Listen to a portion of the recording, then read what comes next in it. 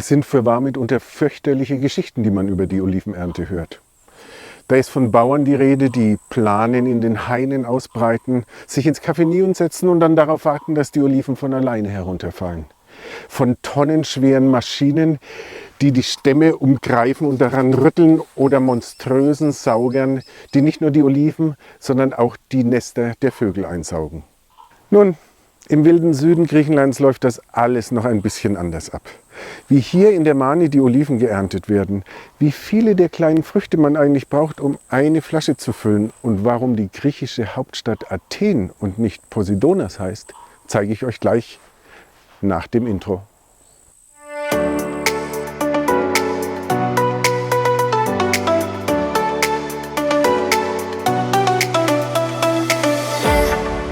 Hallo und herzlich willkommen auf Extra Nativ, dem Kanal, auf dem es um Olivenöl geht. Und heute um den Baum. Nein, nicht um den hier, sondern um den Olivenbaum und wie er geerntet wird. Es ist kurz vor Weihnachten, ich stehe mitten in Athen am Syntagmaplatz, hinter mir das griechische Parlament. Und wenn ihr euch jetzt fragt, warum steht ihr in Athen und nicht in einem Olivenhain, dann ist die Antwort einfach. Weil hier alles seinen Anfang genommen hat. Rund 4 Millionen Menschen, also fast die Hälfte aller Griechen, lebt heute in dieser Stadt, die als eine der ältesten Europas gilt. Bereits in der Jungsteinzeit, also vor 7500 Jahren, war dieser Ort besiedelt. Aber als diese Siedlung langsam größer wurde, standen die Griechen plötzlich vor einem Problem. Ihre Hauptstadt hatte noch keinen Namen.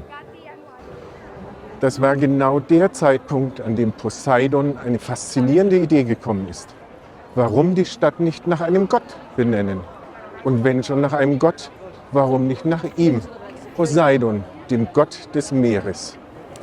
Doch Poseidon hatte die Rechnung ohne seine Nichte gemacht. Athene meldete sich zu Wort, die Göttin der Weisheit, des Kampfes, aber auch der Strategie und der Taktik. Sie, die Tochter des Zeus, würde sich als Schutzpatronin der Hauptstadt doch viel besser eignen. Jetzt waren sie hin und her gerissen, die Griechen. Poseidon wollte nicht aufgeben. Er schlug mit seinem Dreizack auf einen Fels und ließ eine Quelle hervorsprudeln. Athene ging es weniger spektakulär an. Sie stieg auf die Akropolis. Sie hob ein Loch aus und sie pflanzte einen Olivenbaum hinein. Die Griechen waren begeistert und sind es bis heute. Dieser erste Olivenbaum auf der Akropolis, das war der Anfang einer extremen Erfolgsgeschichte. Ölbäume wachsen heute im gesamten Mittelmeerraum, am Schwarzen Meer, in Algerien, Marokko, aber auch in den USA, in China oder Australien. Heute gibt es auf der Welt vermutlich mehr als 1 Milliarde Olivenbäume. Allein 140 Millionen stehen in Griechenland. Jetzt schauen wir uns an, wie sie geerntet werden.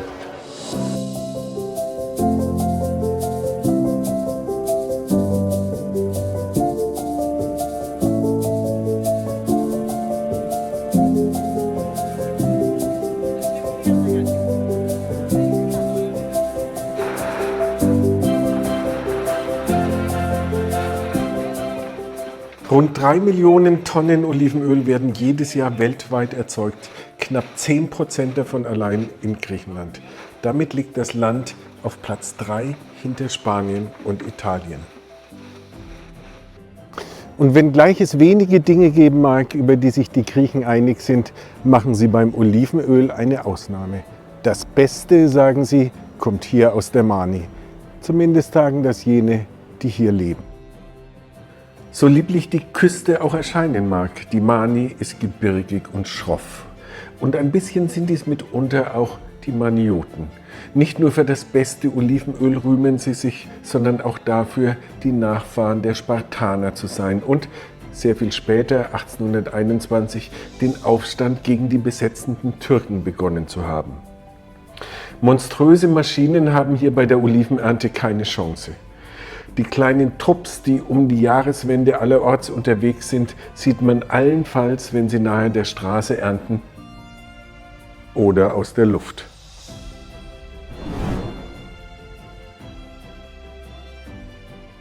Aristoteles, Alexandra, Metaxia, Christus, Anastasia und einen zweiten Christus durfte ich bei der Ernte begleiten.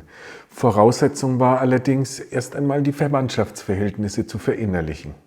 Η αδερφή μου. Τρία αδέλφια, εγώ είμαι της μητέρας Τη της μητέρα μου αδερφή, είναι η θεία μου, Θεία. είναι μεγαλύτερη από μένα 3 χρόνια. Εμένα ο γιος μου, Και η Τασία είναι κουνιάδα της κουνιάδα, Μεταξίας. είμαστε όλη οικογένεια. Wir sind eine Familie, bringt es Alexandra auf den Punkt und erzählt dann von ihrem Sohn, der seit 12 Jahren in Nürnberg lebt und seine Liebe zu Griechenland verloren hat. Ο Και Γιώργος, ο δεν του Γιώργος. αρέσει η Ελλάδα. Er wird das hier sehen und er wird das hier hören, tröstet Christus. Und dann senden beide Grüße und Küsse an uns. Φιλάκια πολλά σε όλους.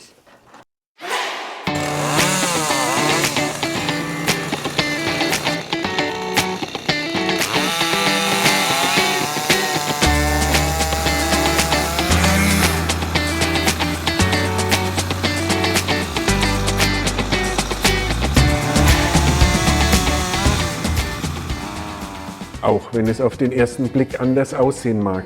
Im Prinzip ernten die Bauern in der Mani kaum anders als vor Jahrhunderten. Und das ist auch gut so. Netze oder Planen werden unter den Bäumen ausgebreitet, die Oliven werden beschnitten und die Früchte von den Zweigen gerecht.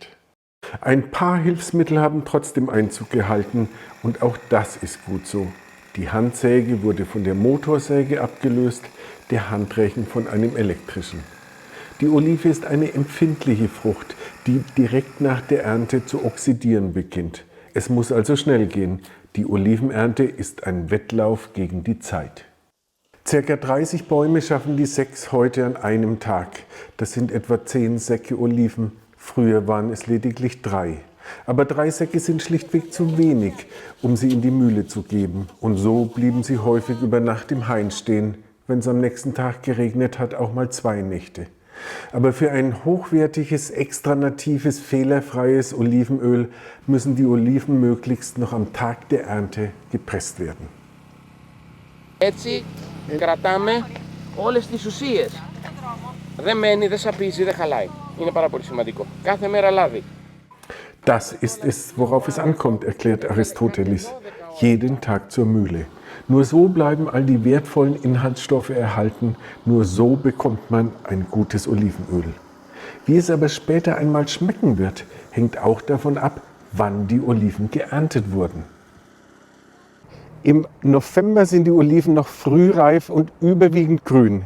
Diese frühen Olivenöle haben zwar ein sehr intensives Aroma, aber oft auch einen sehr kräftigen Geschmack mit ausgeprägten Bitternoten. Mit zunehmender Reife werden die Oliven dunkler, auberginefarben, fast schwarz und das Öl, das aus ihnen gewonnen wird, entsprechend milder. Insofern gibt es auch nicht den richtigen Erntezeitpunkt. Manche Menschen bevorzugen Vollmilchschokolade, andere die edelbittere Version. Nur zu spät darf man nicht dran sein, denn mit überreifen Oliven lässt sich definitiv kein Blumentopf gewinnen. Allein in Griechenland werden, wenn man die Essoliven mit einrechnet, etwa 50 verschiedene Sorten kultiviert. Sie alle haben ihren eigenen Charakter und ihren eigenen Geschmack. Hier in der Mani wächst überwiegend die Koroneiki-Olive, eine kleine, aber sehr ölhaltige und hocharomatische Frucht.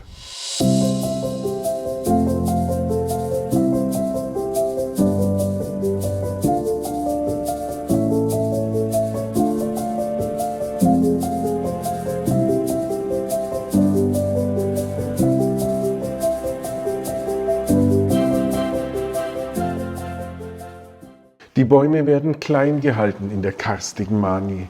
Weil speziell die zweijährigen Triebe reiche Frucht tragen, werden überwiegend diese auch zurückgeschnitten, an Tischrechen abgeerntet und später als Brennholz weiterverwertet.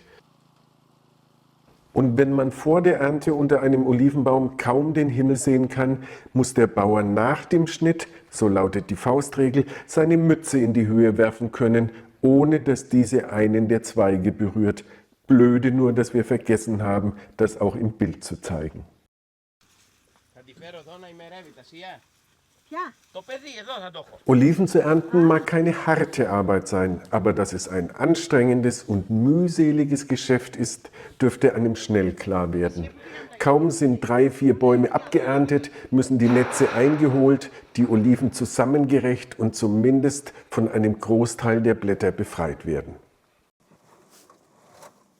10 Säcke nach einem Tag Arbeit. Das sind etwa 500 Kilo Oliven. Und mag die kleine Koroneiki-Olive auch noch so ölhaltig sein, braucht man doch mindestens 5 Kilo Oliven, um 1 Liter Öl zu gewinnen. Über den Daumen dürften aus diesen 10 Säcken heute Abend in der Mühle etwa 100 Liter Olivenöl werden. Anders gerechnet schenkt uns eine Olive etwa 0,3 Milliliter Olivenöl. Um eine handelsübliche 3/4 Liter Flasche zu füllen, benötigt man dementsprechend etwa 2500 Oliven.